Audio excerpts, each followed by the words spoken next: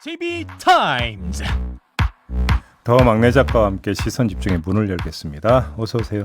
네, 안녕하세요. 더막갑니다. 오늘도 삐딱선 정신에 입각해서 주요 뉴스 챙겨드리겠습니다. 네. 방송 전에 JB가 재채기를 여러 번 하는 모습을 보고 건강이 안 좋으시냐, 감기에 걸리신 거 아니냐. 저 비염이 있어갖고 좀 그래요. 네, JB를 보호하라는 명이 초미세먼지가 극성을 부리면 이렇게 코가 또 말썽을 피웁니다. 네, 죄송하고요.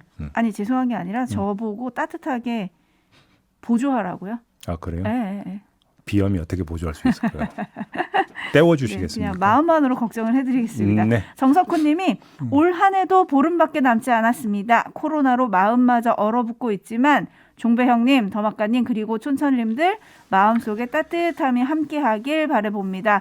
새벽부터 일어나서 감성 충만이에요 라고 보내주셨는데요. 네, 오늘 그렇잖아도 또 사회적 거리두기 확 조일 거라는 예고 기사가 계속 나오고 있죠. 참 소상공인 자영업자분들 뭐 또 치명타가 될 텐데요.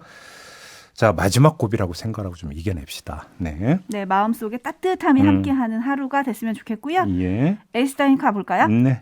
어제 윤희석 국민의힘 선대위 상임공보특보가 김건희 씨 관련 문제에 어떻게 처신하는 게 옳다고 보느냐는 제2의 질문에 네. 일단 더 해명해야 한다. 할 수 있는 최대한으로 해명하고 성실하게 답변하는 상황이 우선이지 않을까 생각한다라고 답을 했습니다. 예. 어제 그 이후에 윤석열 후보와 김건희 씨가 다시 한번 입장을 냈는데요.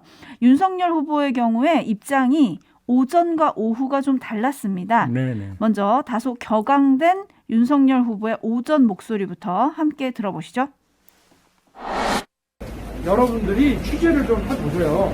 대학이 시간 강사를 요새는 어떤 특정 강의에 대해서는 여러 사람들을 모아서 뽑는 경우도 있지만 과거에 대학에서 시간 강사를 어떻게 뽑냐. 그거는 채용이라고 하는 건 뭐예요? 근로계약을 체결하는 거잖아. 시간을 맡기는 거. 여러분 다 대학 다녔잖아. 외부 강사는 위촉을 하는 거예요. 그러면 학교에 누가 추천이 있고 하면 그 사람한테 그냥 위촉을 하는 거고, 뭐 무슨 공개 경쟁이 필요한 이런 자료를 받는 것도 아니고, 그리고 이사라고 하는 것이 여러분도 아시겠지만 이사라는 게 어디 딱 근무하는 게 아니에요. 그냥 자문해주고 조언해주고, 아니 이게 무슨 뭐 교수의 채용 비리니 어쩌고, 저쪽에서 떠드는 얘기 그냥 듣기만 하지 마시고, 한번 대학에 아는 분들이 있으면 물어보세요. 네, 저쪽에서 떠드는 얘기만 판단하지 말고 뭐 직접 취재를 좀 해라. 기자들한테 이렇게 얘기를 좀 했어요. 네. 그랬는데 어제 오후 3시 반쯤이었죠. 김건희 씨가 국민께 심려 끼쳐드린 점에 대해 사과할 의향이 있다. 뒤엔 또 사과드린다라고 바꾸긴 했는데요. 예. 이런 입장이 보도된 후에 윤석열 후보의 모습은 조금 달랐습니다. 네. 함께 들어보시죠. 대선 후보의 부인이 아무리 뭐 결혼 전에 사인의 신분에서 처리한 일들이라 하더라도 국민이 그 높은 기준을 가지고 바라다 봤을 때 거기에 대해서 좀 미흡하게 자기가 처신한 게 있다면은 그 부분에 대해서는 국민께 송구한 마음을 갖겠다는 그런 뜻으로 저도 뭐 사과했다는 건 지금 나오면서 봤는데 제가 볼 때는 그런 태도는 적절한 것으로 저는 보여지고 어찌됐든 본인 입장에서 할 말이 아무리 많다 하더라도 그리고 또 여권의 이런 그 공세가 좀 기획 공세고 아무리 부당하다고 느껴진다 하더라도 국민의 눈높이와 국민의 기대에서 봤을 때 조금이라도 미흡한 게 있다면은 국민들께는 이 부분에 대해서 송구한 마음을 갖는 것이 맞다고 저는 생각합니다. 네, 8930님이 아내의 사과에 대해서 너무 평론하는 느낌입니다. 제3자 같아요. 라는 의견을 지금 보내주기도 하셨는데 네. JB 종합 평가를 좀 해주시죠. 어떻게 들으셨습니까? 제가 좀 그 얘기하려고 그랬는데 아하. 그런 태도는 적절한 것으로 보여진다는 3인칭 관찰자 시점이죠. 네, 그리고 3인칭이라는 얘기는 제3자잖아요. 그렇죠. 윤석열 후보가 김건희 씨에게 제3자인가요?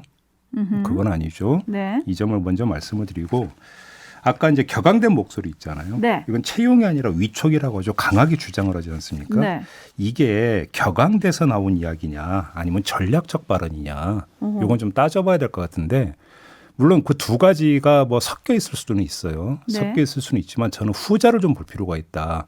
자, 지금 논란이 되고 있는 것은 어떤 절차를 통해서 겸임 교수가 됐느냐 이전에 겸임 교수가 되는 과정에서 제출한 서류에 허위가 있느냐 없느냐 이 문제잖아요. 그렇죠. 그러면 첫 번째로 이야기하는 것은 허위 의혹에 대한 입장이어야 돼요.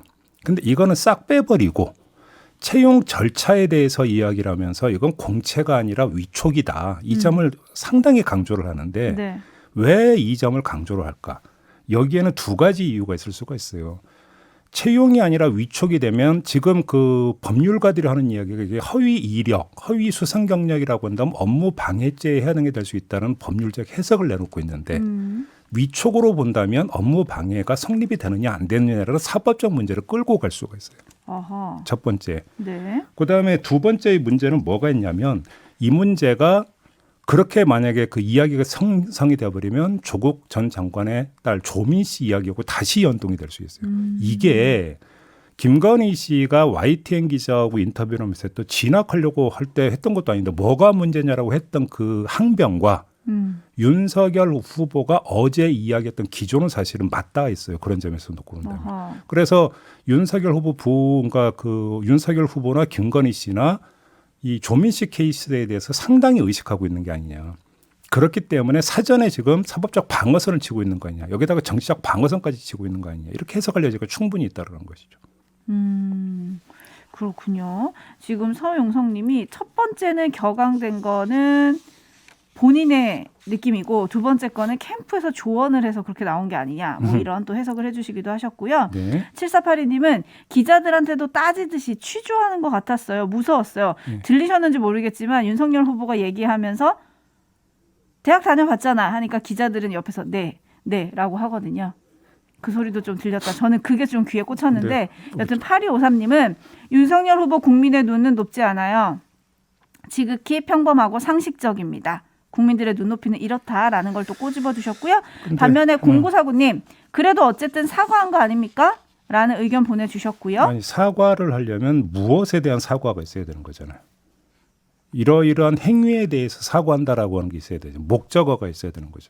없잖아요, 그게. 무엇을 사과한 건데요? 그냥 사과드린다잖아요. 사과할 의향이 있다, 사과한다라고 했으니까 또 이제 나와서 사과하지 않을까요? 그러니까 어제 그러니까 김건희 씨가 사과드린다고 했는데 먹는 사과 드린다는 뜻은 아니잖아요. 그잖아요. 그러면 무엇에 대해서 사과하는 건지는 후속 편이 있어야 되는 거죠. 네. 그래야 어떤 국민들이 납득할 수 있는 거 아니겠습니까? 그리고 제가 조금 전에 첫 번째로 이야기를 해야 되는 것은 허위 의혹에 대한 입장이라고 말씀을 드렸는데 네. 이게 지금 어제 그렇게 입장을 내놨음에도 불구하고 계속되고 있잖아요. 그렇죠. 의혹이 또 나왔죠. 예를 하나만 들어드릴게요. 그러니까 김건희 씨가 2006년 수원여대 겸임교수 채용 때 제출했다는 한국게임산업협회 기획이사 재직증명서 있잖아요. 아까 오디오에도 잠깐 언급이 됐던 그 이사라고 하는 건 아마 이 부분을 이야기하는 것 같은데 네. 이상한 점이 지금 계속 재개가 되고 있잖아요. 근무 기간을 적어놓은 부분에 보면 2005년으로 적어야 되는 게 2005월로 되어 있고 근데 이거보다 더 그러니까 눈길을 끄는 건 문서에 일련 번호가 있잖아요. 네. 일련 번호가 그 2006년에 발급된 것인데 04로 시작이 된다는 거 아니겠습니까? 일련 번호는 보통 이렇게 되면 2006 또는 06으로 시작이 되는데 어떻게 04로 나오느냐. 그래서 이게 정말 협회에서 발급한 게 맞느냐. 이런 의혹이 지금 제기가 되고 있잖아요. 네. 어떻게 봐야 될까요? 그런데 이 그 문서 맨 밑에 보면 실무 발급 주체가 누구인지가 나와 있어요. 임모국장으로 지금 돼 있고 임모국장에 도장까지 찍혀 있지 않습니까? 그렇죠. 그런데 이 임모국장이 어제 JTBC 기자한테 했던 얘기 보니까 같이 근무한 기억이 없다라고 또 이야기를 했다는 거잖아요. 같이 일한 적이 없는데 어떻게 그러니까 문서를 그러니까 재직증명서를 발급을 해줍니까 그러면? 그러니까 이게 지금 이런 게 지금 검증해야 될 게 한두 가지가 아니라는 거예요. 이거에 대해서부터 그러니까 그 자초지종을 일단 좀 설명을 하고 사과든 뭐든 그 다음 수순의 얘기 아니냐 이 얘기인 거죠. 네. 0900님이 그냥 일반 회사 이력서를 쓰더라도 절대 있을 수 없는 일인데 어이가 없습니다. 라는 의견 보내주셨고요. 네. 놀자친구 탱자님은 이렇게 혼란스러울수록 기본에 충실하면 됩니다. 라고 보내주셨는데 근데 어제 공개된 김건희 씨 모습을 보면요. 그 전에 더 팩트에서 찍힌 사진과는 사뭇 달랐습니다. 네. 얼굴을 가리지도 않았고 수행원도 없이 혼자 찍혔어요. 그리고 사진이 찍히는 줄 알면서도 전화 통화하는 모습도 찍혔고 네. 혼자 걷는 모습이 찍혔는데 이게 본인을 둘러싼 논란에 대해서 직접 해명하고 곧 공식 등판을 준비하는 거 아니냐 이런 해석도 있던데 만약에 제이비한테 질문의 기회가 주어진다면 어떤 걸 꼭 묻고 싶으세요? 지금 얘기한 걸 물어봐야 되는 거죠. 어허, 지금 너무 많은데. 그동안 제기됐던 허위 의혹 관련해서 하나하나 그러니까 물어봐야 되는 거 아닙니까? 네. 가장 잘하는 사람은 본인일 거예요. 그렇죠. 그러니까 그 뭐 계속 이제 그 사이드 취재하면서 하나하나 확인하느니 본인이 그러니까 자초중에 이렇다고 이야기를 하면 납득이 될 수 있는 부분은 납득이 되는 거고 아닌 부분에 대해서는 그러면 더 추가 해명을 하거나 명백히 그러니까 잘못했음을 시인을 하거나 이렇게 가야 되는 거 아니겠어요? 근데 어제 윤석열 후보는 여권의 기획공세라는 말을 했거든요. 그 기획공세라고 하는 게 예를 들어서 뭐 언론에서 여기저기 안 가리고 순차적으로 이 문제를 집중적으로 다루고 있다라고 하면서 기획공세라는 이야기를 했더라고요. 그러니까 여기에는 지금 심각한 언론관이 깔려 있는 거예요. 그러니까 저희도 여러 번 다뤘지 않습니까? 그러면 저희가 민주당 사주 받아서 지금 이 문제 다루고 있습니까? 전혀 아니잖아요. 저희가 자율적으로 이 문제는 중요한 문제라고 판단을 해서 아이템을 선정을 하고 관련 인물을 그러니까 섭외를 해서 인터뷰를 하고 있는데 네.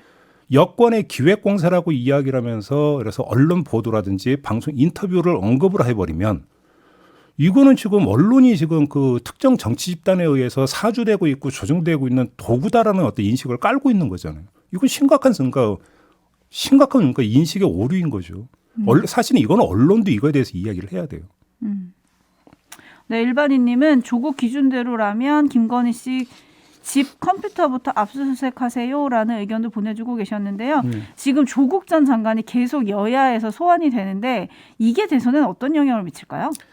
그거는 나중에 유튜브 연장 방송에서 한번 짚어보도록 하겠습니다. 알겠습니다. 네. 아껴두겠습니다. 자, 뉴스 분석이 함께하는 제이비타임즈 다음 주목할 뉴스는 어떤 건가요? 이번엔 이재명 후보인데요. 이재명 후보의 장남, 그러니까 29살이라고 하는데 장남 불법 도박 의혹이 제기가 됐습니다. 네, 오늘 아침 조간에 실렸죠. 오늘 조선일보가 보도를 했던데요. 2019년부터 20년까지 상습적으로 불법 도박을 했다라는 의혹을 제기를 했습니다. 물론 이 의혹에 등장하는 인물이 이재명 후보의 장남이 맞다고 확정 보도는 하지를 않았어요.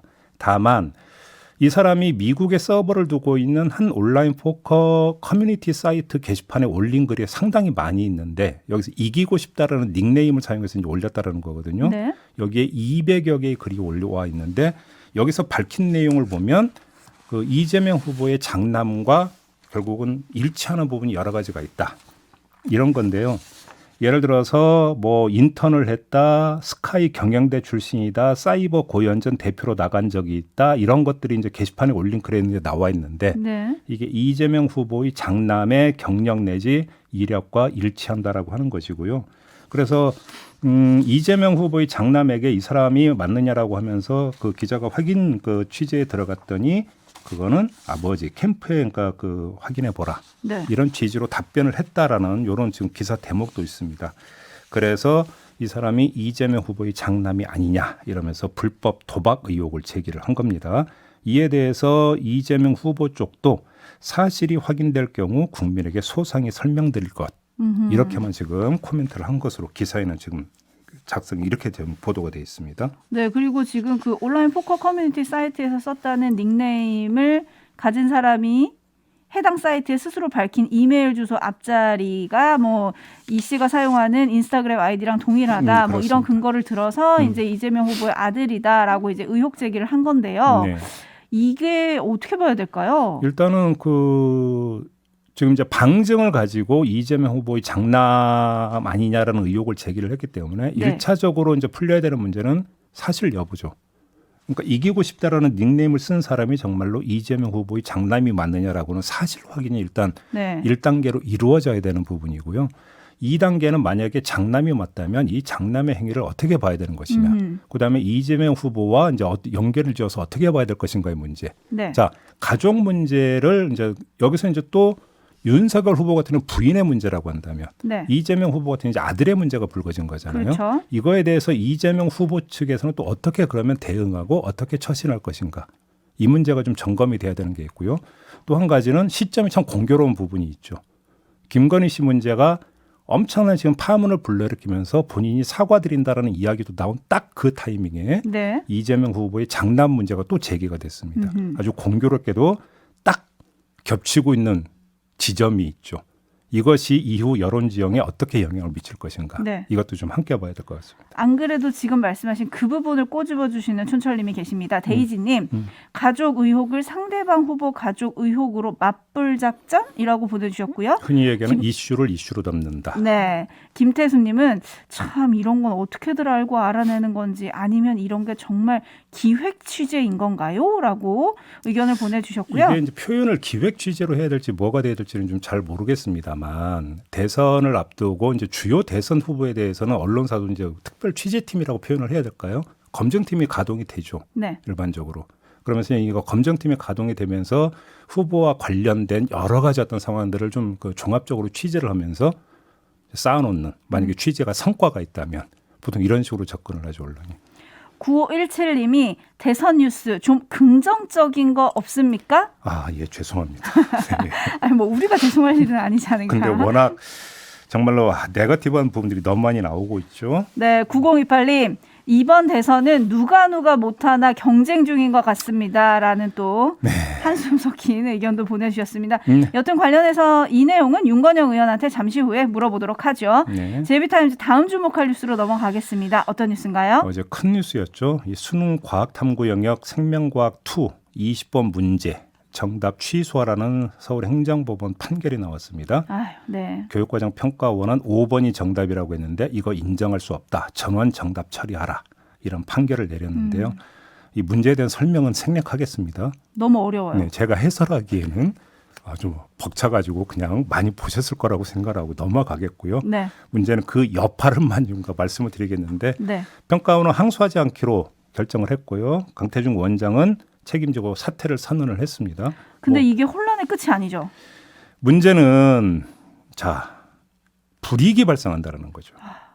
이 해당 문항이 전원 정답 처리가 되면은 해당 과목의 표준 점수가 내려가서 이 과목을 선택한 수험생들은 다른 과목을 선택한 수험생들에 비해서 불이익을 받을 수 있다. 네. 지금 이 문제가 제기가 되고 있는 건데 그렇다고 이걸 어떻게 할 수 있는 방법도 없는 거잖아요. 그러니까 가끔 우리 이제 그 과거를 보면은 수능이든 학력고사든 과거 이제 고등학교 진학 연합고사라고 또 있었어요. 네. 여기서든 이 그 출제 오류가 문제가 되고 이제 법원까지 간 경우가 종종 있었거든요. 60년대 무즙인가요? 아마 엄청난 파동을 그러니까 그 불러일으켰던 사건도 있었어요. 그런데 이 사건의 배면에는 뭐가 있냐면 저는 어제 보면서 이 생각이 들었는데요. 참 너무 가혹하다.